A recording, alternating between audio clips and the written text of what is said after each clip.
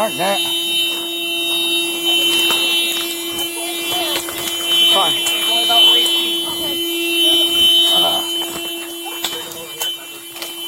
Follow me. Let's wait over there. My leg, so I got to.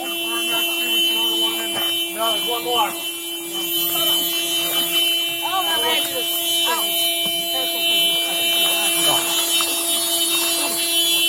How many people? Just me and my husband. Okay.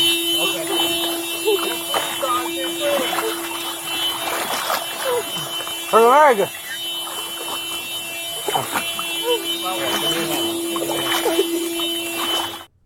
Can you fill us in on that? I can. So this is just good police work. It's one of the things that our deputies get subjected to. Over the weekend, Saturday night, we had a crash out in rural Martin County, and I mean rural to the very northwest side of Martin County, 714 and 710 in that area. And if you've been out there, you know it's dark and desolate out there. There was a hit and run crash. We still have not found who was driving the hit and run vehicle. We know it was like a white work truck type vehicle, but have not made an arrest in that case. But this car was clipped. It looks like it was sort of clipped in the back, spun out of control, left the road, rotated over onto its roof, and landed in a canal out there off of 714. Middle of the night, it's dark out there, the car's upside down, it's filling up with water. The individuals thankfully were aware enough to get a hold of their phones and call 911. That's where our technology came into play. Thankfully we have a system that locates your phone as you dial 911, or we likely would not have found that crash in a timely manner. Thankfully though, our dispatch, because of that system, was able to locate roughly where the vehicle was, dispatch our Indiantown units who responded, and even knowing the area where that vehicle was supposed to be, couldn't find it. So they drove up and down the road and eventually heard a horn honking, and then thankfully located the car, cut through the vines, cut through the bush, waded in, ended up removing the windows from the vehicle, breaking the windows out of the vehicle, and got the two individuals out and to medical care. They were injured, they were transported, but they were not critically injured. So again, this is just between our dispatch working with the victim and our deputies responding. These are some of the calls for service that we're proud that our deputies are able to go out there and take care of business and protect our public. How long do you think they were in the car? Indiantown, from the location that the deputies were dispatched from to the crash scene, was about 12-minute drive, and that's running lights and sirens going over the speed limit. So there was a 15-minute time delay between the time the call was called in to dispatch the deputies arriving on scene. So the fact that they were still alive after 15 minutes means, like you said, there was an air pocket in the car? There was. So the car was submerged, but not fully submerged, so they were able to maintain their ability to breathe. We've seen in Indiantown specifically cases like this where cars have gone off the road and individuals have drowned. So thankfully that was not the case in this scenario. But again, it's these dark, lonely roads in the middle of the night, and had the person involved in the crash not been able to call 911, we probably wouldn't have known that car was in that ditch for several days. What are you doing to find the hit and run driver? It's pretty rural out there. There's no witnesses other than the two involved in the crash. We put out a bolo that night right away. That car did not come into Indiantown or go into the Palm City area. So we put out a bolo.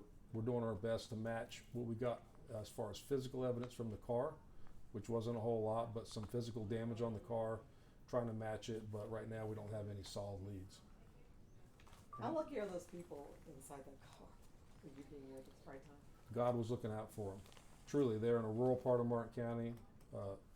They left the road. They ended up in a spot where no one would have found them. Truly, no one would have found them. If they had been knocked unconscious and fully submerged, they would have drowned in that car. So their ability to call 911 and kind of dial our deputies in on where to go was a lifesaver for them. Why was the horn blaring? Sometimes it happens with the impact on a car. The horn was stuck. So not because they necessarily hit the horn, it's just a part of the crash. So they weren't just leaning on the horn hoping somebody would hear that? Correct. Okay. And they're going to be all right? They're going to be okay. there a fence? Probably a little traumatized, but they're going to be okay. Was there like a fence or a guardrail at all? I guess like it's between the road and the canal. No, so the area where they crashed is that northern area 714, which has a decent amount of trees covering the road, and so it's just heavy brush, like pepper trees and brush, trees, and then a canal. So no fence.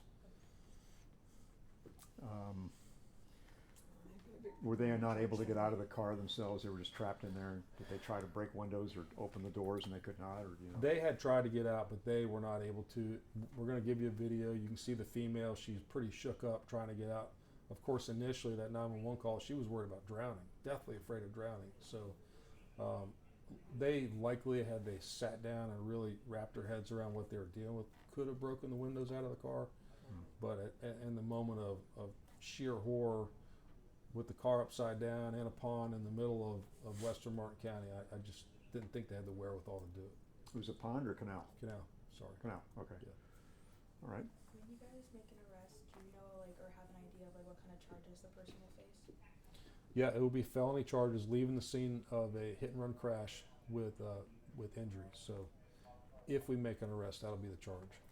And then the footage you guys have, is it like just of like them going into the canal, or is it like the entire like crash?